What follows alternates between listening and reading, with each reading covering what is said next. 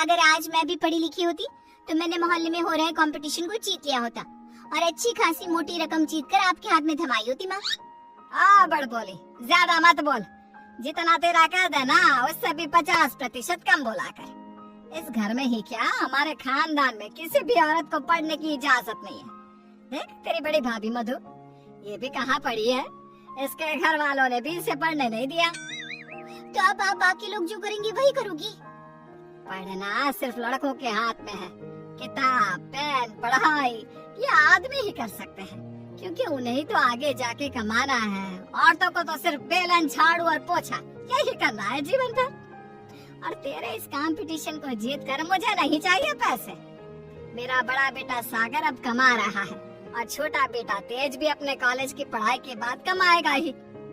तारिणी, तू तो बस अपनी बड़ी भाभी से खाना बनाना और घर के बाकी काम करना सीख ले। सच में आप सबकी सोच ना जमीन में धसी हुई रहेगी लाइफ टाइम। न जाने क्यों मैं इस घर में पैदा हुई। ऐसा नहीं बोलती तारिणी। तारिणी रोकर अपने कमरे में चली जाती है।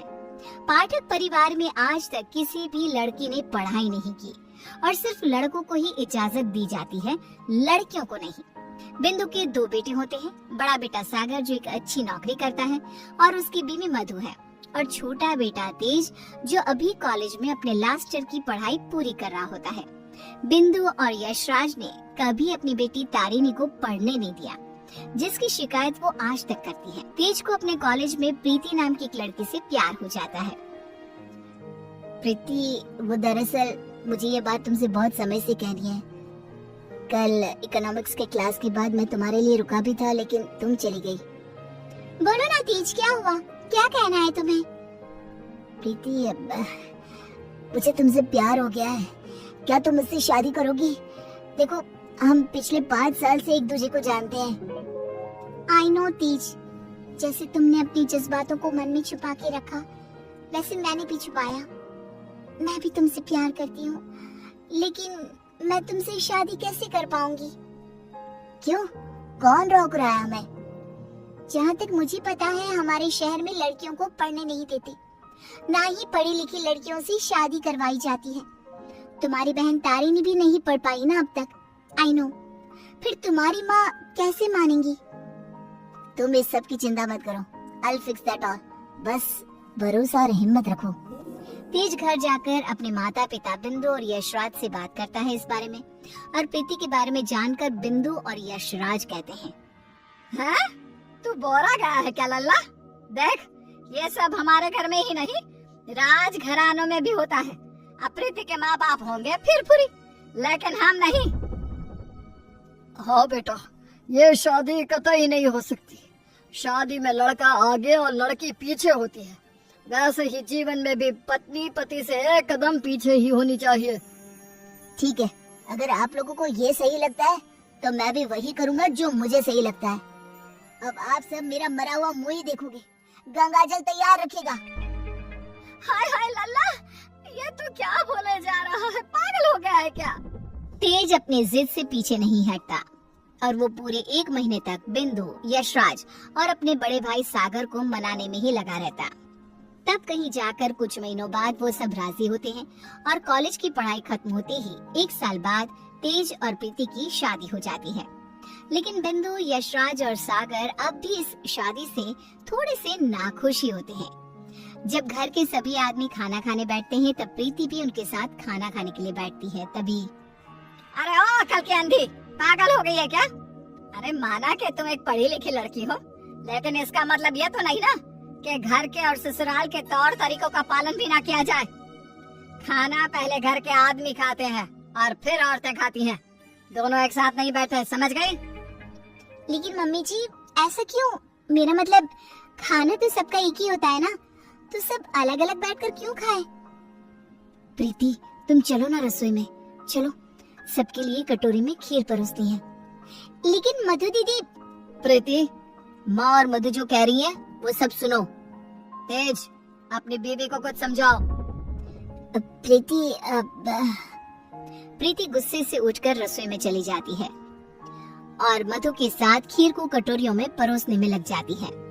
प्रीति, हम इस घर की बड़ी बहू हैं, उसके बावजूद भी हमें हर मामले में, हर काम में पीछे रखा जाता है, जूते की नोक पे रखा जाता है, क्योंकि हम पढ़े लिखे भी नहीं हैं। अब सोचो, हम बड़ी बहू होकर भी हमारा ये हाल है, तो तुम्हारे साथ क्या क्या होगा। मधु दीदी, आप पढ़ी लिखी नहीं हो, इसमें आपकी कोई गलती नहीं है, लेकिन ये जो कुछ भी हो रहा है ना, आदमी और औरत का भेदभाव, ये सब बहुत ही बेकार और इलॉजिकल है। आज दुनिया कहां से कहां पहुंच गई है। आज के जमाने में औरत आदमी के साथ कदम से कदम मिलाकर चलती है। खैर, अब हम और कर भी क्या सकते हैं, लेकिन हम अपने आप को बहुत भाग्यशाली मानते हैं। क्यों मधु दीदी? क्योंकि हमारी एक पढ़ी लिखी देवरानी जो है। हाँ, आपको पता है मधु दीदी, आप ना बहुत क्यूट हो, आपको किसी की नजर ना लगी। जब सभी हॉल में एकत्रित होते हैं, तभी बिना घूंघट ओढ़े प्रीति को देखकर, प्रीति बहू, अब क्या तुम्हारे लिए दीवार पर बड़े अक्षरों में इस घर के तौर तरीके लिखवा दिए जाए? अब क्या किया मैंने? आप हमेशा राशन पानी लेकर क्यों चढ़ जाती हो मुझ पर mummy ji? I just don't understand. Preeti बहू, आज तुम बगैर घूंघट के दिख गई हो। आइंदा से अगर ऐसा बिना घूंघट के दिखी ना, तो मुझसे बुरा कोई नहीं होगा। मधु बहू को देखो, सोते समय भी घूंघट ओढ़े ही सोती है, नींद में भी ये हमारे आदेशों का पालन करती है। और हाँ, एक और बात कान खोलकर सुन लो, आइंदा से बड़ों से और अपने इर्द गिर्द के आदमियों से इतनी बदतमीजी से बात नहीं करना, और इस घर की 4 दीवारों में सिर्फ और सिर्फ सरल हिंदी भाषा का ही प्रयोग होगा। अंग्रेजी भाषा नहीं गूंजनी चाहिए। तेज, अपनी धर्म पत्नी को समझा कर रख। प्रीति निराश हो जाती है और अपने कमरे में चली जाती है। रात में वो तेज से कहती है, तेज, ये सब क्या हो रहा है? तुम्हारे घर वाले इतने पागल कैसे हो सकते हैं? अगर मुझे ये अंदर की बातें पता होती ना, तो मैं कभी तुमसे शादी नहीं करती। I married you just because तुमने कहा कि तुम्हारे घर वालों को मुझसे कोई ऑब्जेक्शन नहीं है। हाँ, तो वही हुआ ना। वो कुछ बोले क्या तुम्हारी पढ़ाई लिखाई पर? अब बाकी कुछ रूल्स रेगुलेशंस है घर की लड़कियों और बहुओं के लिए, अब उन्हें तो फॉलो करना ही होगा ना। आई नो वो थोड़े बहुत गलत है, लेकिन अब हम और कर भी क्या सकते हैं। एक दिन जब यशराज दूध वाले का हिसाब कर रहा होता है, तभी ये 3 हफ्ते जुलाई महीने के और 2 हफ्ते अगस्त के, तो कुल मिलाकर पूरे हुए। अरे बिंदु, जरा हमारे ड्रॉवर में से कैलकुलेटर तो लेकर आना। जी अभी लाती हूँ। बिंदु कैलकुलेटर लाती है और तभी प्रीति भी वहाँ आती है और यशराज को हिसाब करते देखती है। ओफो, ये कैलकुलेटर चल क्यों नहीं रहा? मैं हिसाब कैसे करूँगा? 5 हफ्तों का हिसाब मिलाया जाए तो बनता है 680 रुपए, क्योंकि हमने 3 रविवार और 4 मंगलवार को दूध नहीं लिया था रघु भैया से, तो उस हिसाब से यही हिसाब बनता है। मैंने अपनी माइंड में ही 1 मिनट में कैलकुलेट कर दिया है। प्रीति बहू, तुझे 1000 बार कहा है ना, रसोई में ही रहा कर। अरे आदमियों के काम में क्यों हर बार अपनी टांग अड़ाने आ जाती है? आइंदा से ये हिसाब किताब वाले काम में तो बिल्कुल भी ध्यान नहीं देगी। चल दफा हो यहाँ से अब। न जाने कौन सी घड़ी थी वो जब तेज को इससे प्यार हुआ। बेवकूफ है हमारा बेटा। इस तरह फिर से प्रीति को चुप कराकर रसोई में भेज दिया जाता है।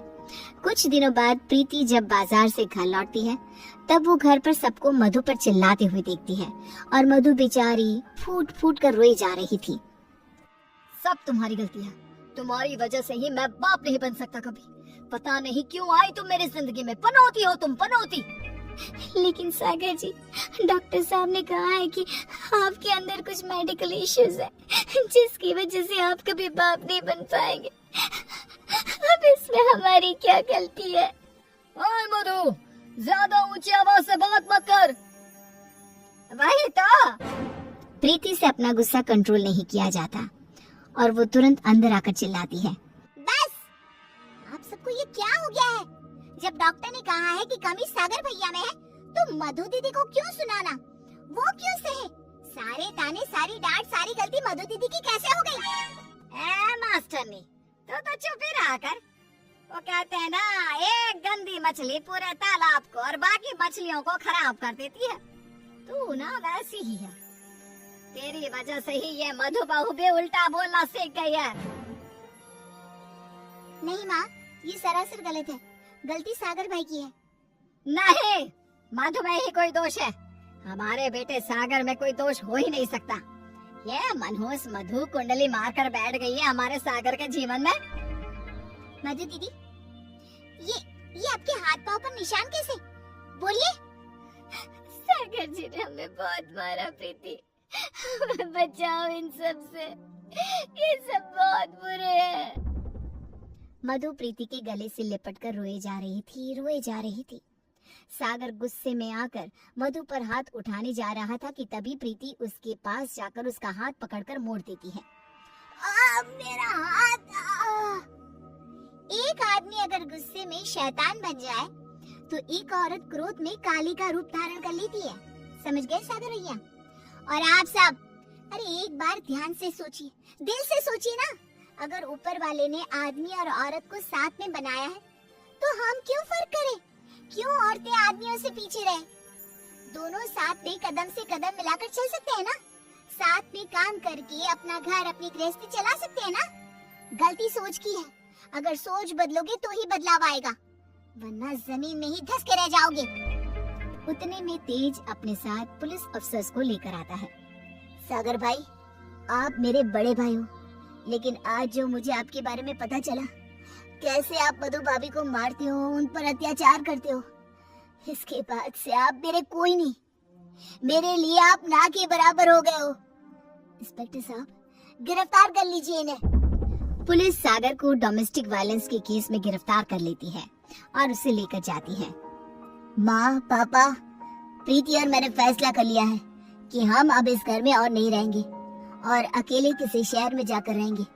मधु दीदी और तारिणी भी हमारे साथ चल सकती हैं। इस तरह तेज और प्रीति वहाँ से चले जाते हैं और मुंबई शहर आकर तारिणी और मधु दोनों भी पढ़ने जाती है और सभी अपना जीवन खुशी से बिताते हैं। वहीं बिंदु और यशराज, जिन्हें तेज हर महीने पैसे और खत भेजता है, वो दोनों अपने बच्चों की याद में रोते रहते हैं और उनकी खतों को ही